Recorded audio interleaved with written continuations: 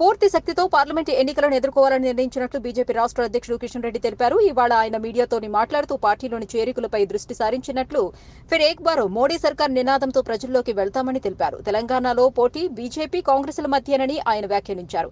కేసీఆర్ కుటుంబం ఆవశ్యకత తెలంగాణకు అవసరం లేదు. బీఆర్ఎస్ ఇర్రెలవెంట్ పార్టీ అని ఆయన అభివర్ణించారు.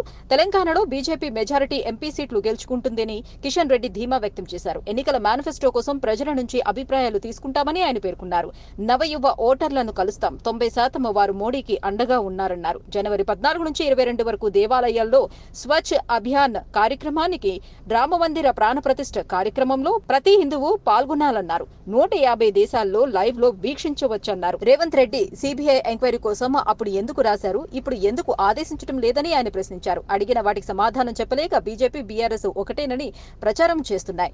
వ్యక్తిగత విమర్శలకు దిగుతున్నారన్నారు. బీజేపీ దాడికి తట్టుకోలేక రాహుల్ గాంధీ పారిపోయారని, పార్టీలోని చిన్న చిన్న ఇష్యూస్ ఉంటాయి, వాటిని అధిగమించి మోడీని ప్రధానిగా అత్యధిక ఎంపీలతో అధికారంలోకి తీసుకొస్తామని కిషన్ రెడ్డి అన్నారు. Please subscribe Pragna media. Please like, share, subscribe to Pragna Media. Pragna Media, please do like, share and subscribe. Please subscribe to Pragna Media. Please like, share and comment if you like the video. Pragna Media.